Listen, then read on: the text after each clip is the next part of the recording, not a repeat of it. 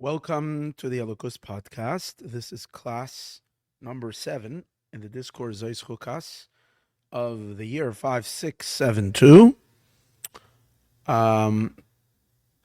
This is, which is the seventh discourse. It's a 7 and 7. It's the seventh class in the discourse Zeis Chukas HaTorah, which this Zeis Chukas is the seventh discourse in the great book B'Shosh Ekdimu 5672. And today we're learning the second class in chapter 27. Okay, so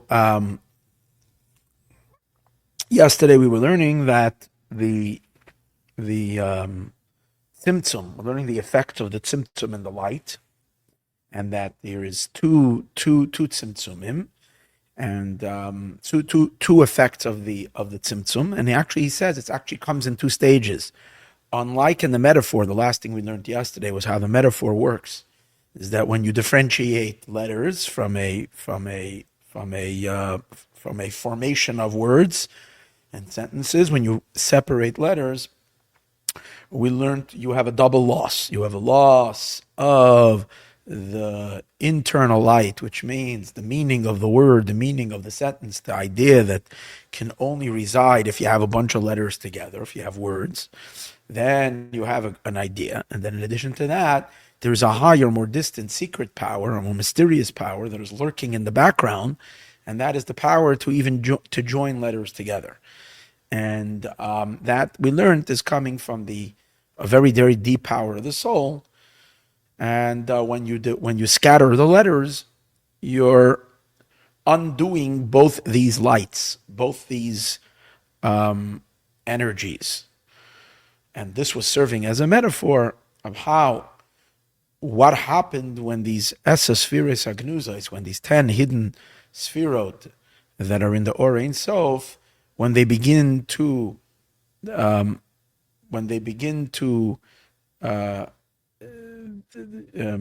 become differentiated, and each sphera comes out on its own. And similar to a teacher teaching a lesson, one idea is then scattered over a period of many classes, or similar to a sentence, as we discussed earlier, these two examples. When you break a sentence up, you break the words up, and then you break the letters up. So these 10 spheres, two things you lose, as we learned yesterday. One is the general idea that is contained in the concept of God emanating 10 sphirot, which we said is a humongous idea, because it encompasses the sum totality of all the worlds and all of divine emanation into what we know as existence. But then there is even something much higher than that, and that is the power to unify all these kind of variation of powers, and sometimes even opposite powers.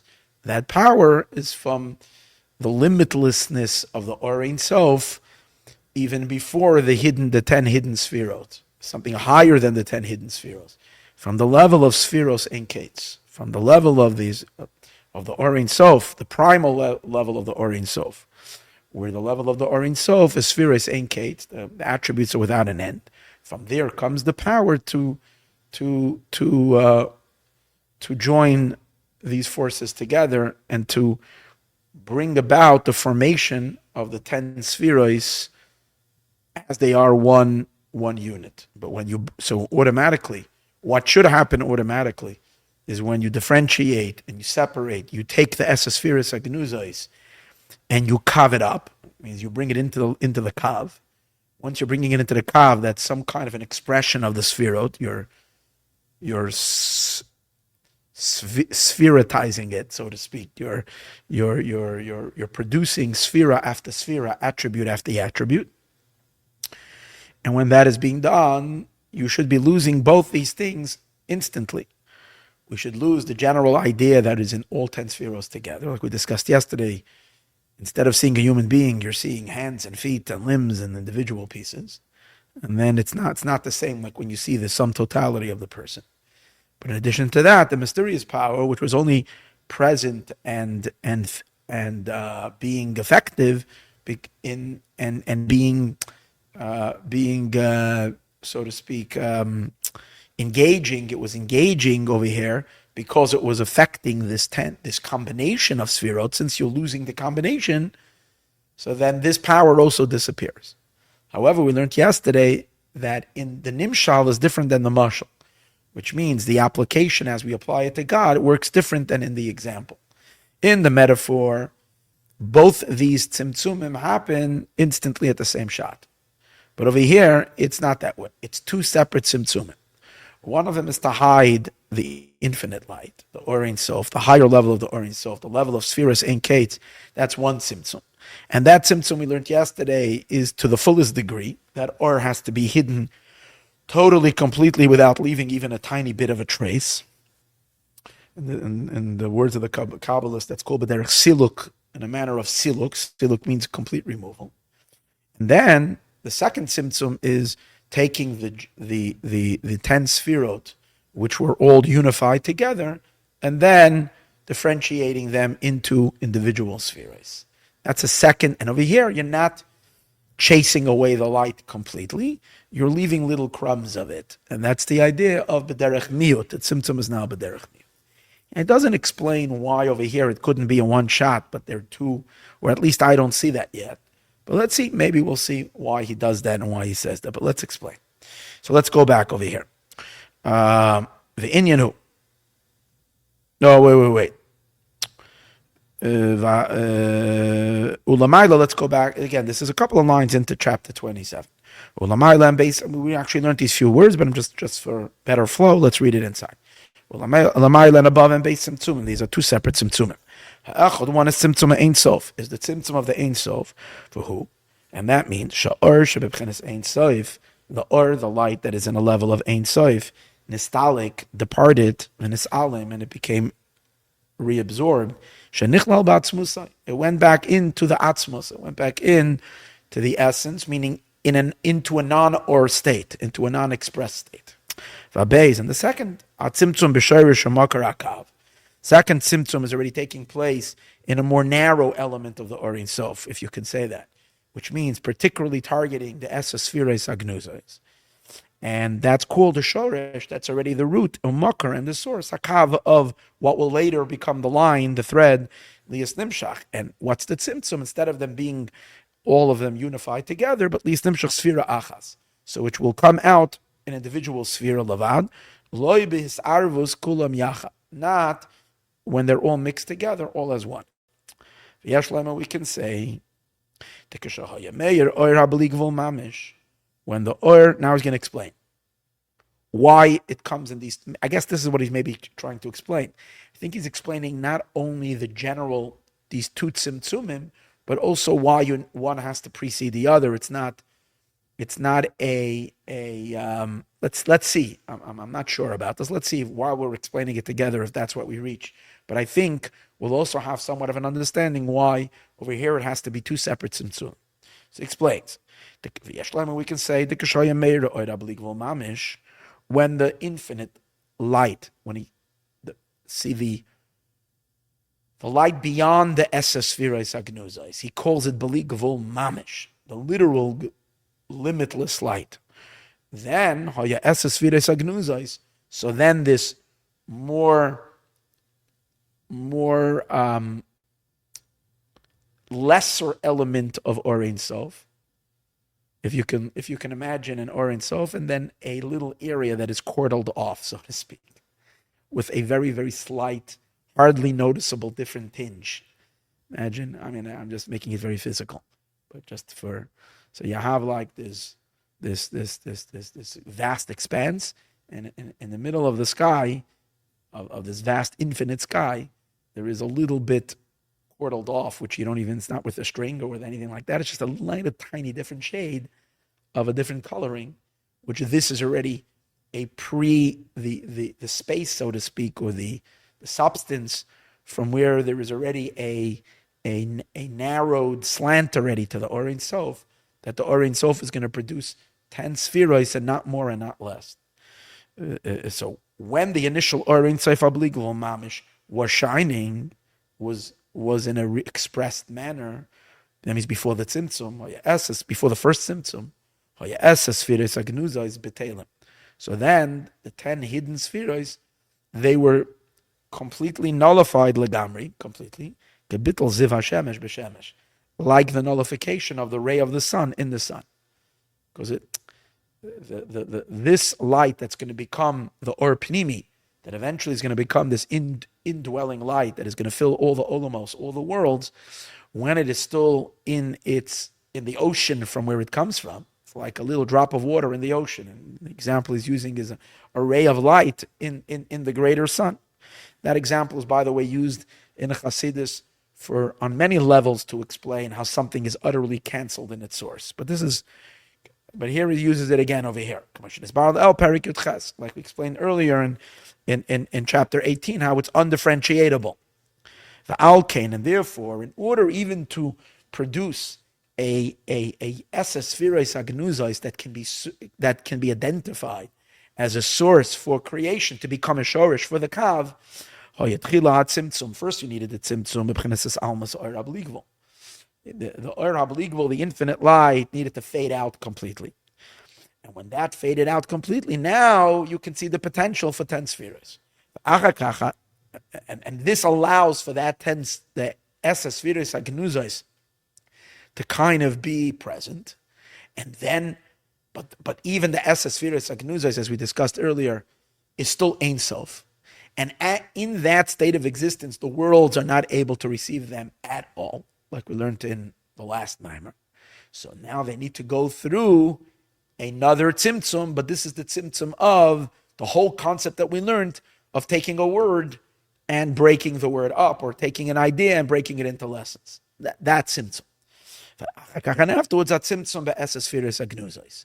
Then there was a latter tzimtzum in the 10 spheres agnuzos themselves, diminishing them. Va'inyanhu. And the idea is as follows. Look in the second beer in Shchairani in Likuti Torah. I'll make a confession that I didn't look it up. So I don't know what he says there.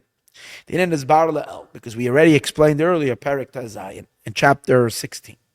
The esespheres agnuzos, we said, what is the idea of these esespheres? We're still in the Ein Sof. We're still swimming in the infinite light. So what does it mean, these 10 hidden spheres? What it means is that God is already thinking about that this light should be received by an audience. This light should be received by a recipient. Unlike the Or itself, in which God is expressing himself without an intended recipient. He's just being expressed. Here he has a will that he's expressed, that his power should be revealed to somebody. That's the worlds. So that's called, as he's going to refer it as two things. It's going to be called Alois HaRatzon, the rising of the will that there should be worlds. Or he's also going to call it Hashara. Hashara means like an estimation. He's estimating that there should be a recipient. Then he's part of the Perek design. The esespheres agnuzos, these 10 hidden spheres, hem b'pchenas aliyas haratzon. And that's in that stage of aliyas haratzon when the will rises.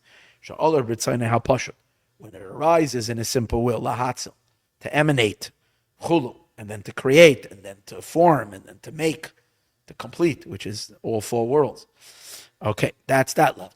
How about what's the level of Ein Sof, what he called Ein Sof Mamish? Okay, not this little gray area within the Ein Sof, but the Ein Sof, literally, in its purest state. That's before. When we say before, we don't mean in time, but we mean deeper than the consideration for a recipient. The Ein Sof Abligvul, and the Ein Sof Abligvul, that is in a level that is above Alos HaRatzon, higher than the will for the creation, above that will. And over there is nothing. Therefore, there is nothing that is defining the light. There is nothing that is reining it in. The will is just a will for infinite expression. So it's higher than the rising of the will for a recipient. The shaman on that level has spheres adein kates, and on that level the spheres are without an end. And his barsha, and we explained over there, shazahu, already in chapter 16. See how many things we've learned already and we forgot already. We've had enough time to learn and forget. At least me. I don't know about you. So I'm talking about chapter 16. I'm thinking, I don't even remember what we learned in chapter 16. But okay, I'm sure someone listening does remember. We should monitor. I have a good idea. We should set up a monitor for every chapter. There should be one person who's in charge to remember that chapter. So if we have to, we need someone to pull out the thing that someone can deliver the goods. There should be one monitor in each chapter. Because to remember all this information, I don't know who can do that. But we need, okay. And we explained over there that these two dimensions are shayrish or makar. These are the root and the source of what will later become Saiviv Kalalman and Mamala Kalalman. Saiviv Kalalman means, as we learned, the Zohar says that God encompasses all worlds. Mamala Kalalman means that God fills all worlds. These are two forms of energy. One is that an or pnimi, one goes into the vessels. One is an or, which is called mamale, because it fills. Like going into a vessel means it's entering into the space of the vessel. And makif, and the soviv kalaman is the or makif that goes around the world. Now, even though soviv and makif, soviv kalaman and mamala kalaman are much lower levels, we refer to them on a much. For example, malchus, the divine energy of malchut, which is directly malchus of Atzilus, that is directly in speaking the creation into existence and delivering particularized energy to each creature, that's called a lot of times mamala kalam. And Saiva kalam is the energies of the Ze'er Anpin that are. So I'm saying even on a level so close to the actual creation, which is much, much, much further down in the chain-like progression that we're talking about over here. We are learning about levels way higher in the cosmos. This is much lower. Sometimes we even say that the Soviv Kalalman you don't even have to go to Ze'er Anpin. Even in Malchus itself, there's two levels of Malchus. The lower level of Malchus is Mamala Kalalman, fills the worlds, and the higher level of Malchus, the king is kind of removed from his people, that's Soviv Kalalman. And then sometimes we say, no, Malchus is the Mamale, Malchus fills the worlds, and the Ze'er Anpin, the level called HaKadosh Baruch Hu, the male energy, the energy of the emotions, that is Soviv. Sometimes we say that the 6 emotions, they're all Mamale, they're all an or that goes into a vessel. However, the Bina, the lights of Bina, and the Chabad, the intelligence, that's Sovev, that's hovering above. And sometimes we say that from Chachma and onward, that's Mamale, and that fills the worlds, because after all 10 spheros are lights that go into vessels. But Keser, that's Sovev Kalam. But whatever it is, the Sovev and the Mamale are much lower than what we're speaking about now. However, what we are saying, that even in the Or Ein Sof that's before the Tzimtzum, wait, let's go higher for a moment. And many times we say that really the Mamale begins with the light of the Kav. If we go much deeper than even Keser, we go higher, because remember we learned there's many levels higher than Keser. But the Kav, the thread, that's where the Mamala Kalalman really begins. Because the whole point of a Kav is narrowing down to a single thread, and that becomes the channel that distributes light to each world and to each dimension. And that's the Mamala Kalam. And what would be the Soviv Kalalman? The Soviv Kalalman would be the Or Ein Sof that's before the Tzimtzum. The Or Ein Sof that's before the Tzimtzum, that's the source of Sovim, because it surrounds all worlds. But what we're learning over here, no, it's even deeper. That even in the Or Ein Sof, that's above the Tzimtzum, even in the Or Ein Sof, there is a source from Mamale, and there's a source for the Soviv. What's the source for the Mamale? The source for the Mamale is the source of the Kav. What's the source of the Kav in the Or Ein Sof? The Eser Spheros Agnuzos, the 10 hidden Spheros. Even though we don't even notice them, they're lost in the Or Ein Sof. But this very fact that there is already a preparation on some level, some kind of a conditioning in the Or, that it is already intended to a recipient, that's the source of the Mamala Kalaman on the highest level. And what would be then the Soviv? The Soviv would be the Or Ein Sof that's higher than that. The Or Ein Sof where we say Spheres Ein Kates, which is, as we spoke earlier, Koydem Aloi Saratzon, higher before the will of the worlds at all. And that's the real source for the Soviv Kalam. Okay. So now that we know that, based on that, he's going to explain why the point that we needed these two Tzimtzumim. That that's the root of the source of the Soviv Kalam and Mala Kalam. While they are Haklulim Ba'orein Sof Baruch Hu, as they are still included in the Orein Sof, which means in this lofty stage, where you're still even before Tzimtzum, everything is in the Orein Sof. There is already a shoresh in the Mashpia, in God Himself. There is a shoresh for the Mamali, and there's a shoresh for the Soviv, a root for the Mamala Kalam, for the indwelling light, and a root for the Soviv. So in the great Maamor of this very same author of the Rebbe Rashab, in from the year Tafrei Samach Vav, which is 1906. So in that 56, 66, it's 6 years. It was delivered 6 years before the current discourse. So over there, he discussed these two levels in the Orein Sof. And over, now he wants to explain why we are saying that if not for the Tzimtzum, then this light would be lost in its source like the ray of the sun while it's in the sun. So he explains. Because the light of the Mamala Kalalman, the light of the Mamala Kalalman is drawn from the Or HaSoviv. It's a narrowing in a light way of saying this. What I'm saying is light because soon we're going to see that it's more complex than this. But just for the generality of what he's trying to say over here is that the Esesphiris Agnuzos is a narrowing of the otherwise infinite potential of the light to produce Ein Sof Spheros. For example, what's the first level of the Or Ein Sof? It's Or. Or means expression. It's coming to reveal the source. And what the source is what? The source capabilities. And what are the capabilities of the source? Whatever. He can be and he can emanate whatever. And that means it's limitless. It's Spheros Ein Kates. But now, once he has a will for creation, so now he's narrowing down that.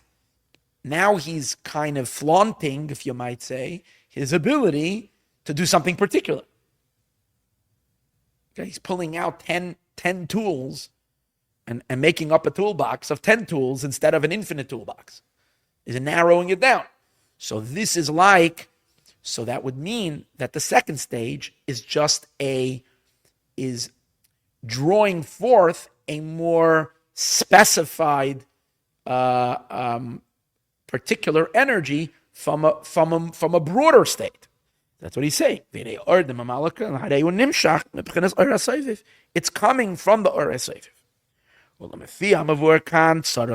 But based on what we're explaining over here, we have to say, and here is an important idea, and that's why I'm saying it's a little more complex.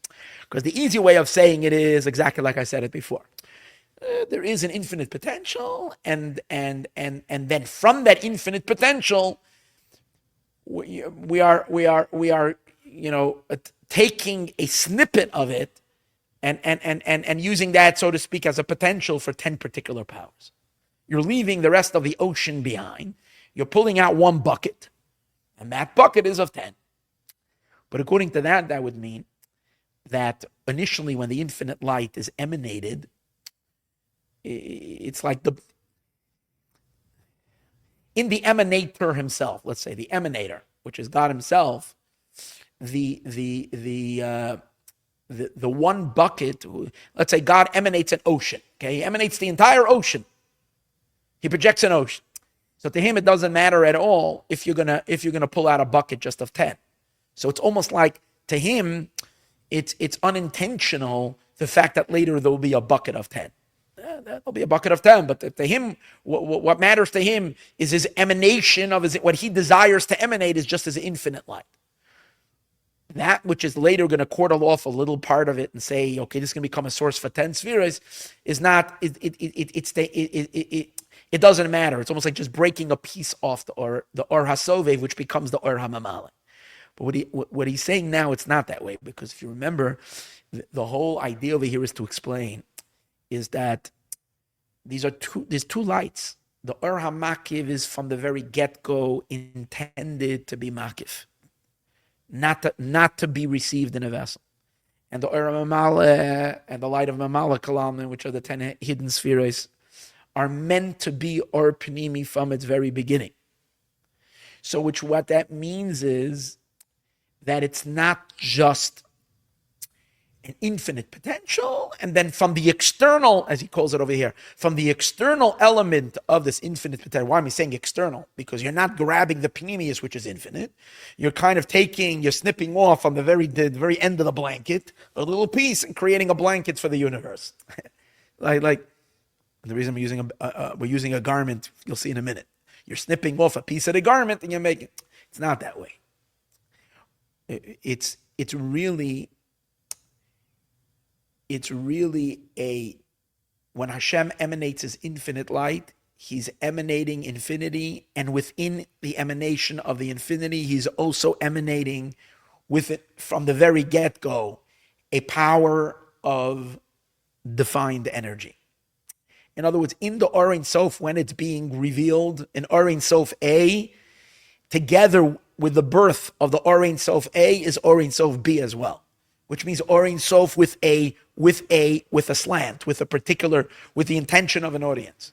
The Or Pnimi it's almost as if we would say that the Or Pnimi is really separated from the Or Makif. However, even though it's separated from the Or Makif, the way it evolves is that first evolves the Or Makif and then comes the Or Pnimi. So the Or Pnimi doesn't find itself immediately as an Or Pnimi. It's not to say that the Or Pnimi is just a little bit of the Or Makif, just you're making it Pnimi. That's not what it is. The Or Pnimi is intended to be an Or Pnimi. It's intended to be an internal light. But the way it's like, let me put it this way. I'm going to use an example just fell into my head. We have 3 forefathers. We have Avram, Yitzchak, and Yaakov.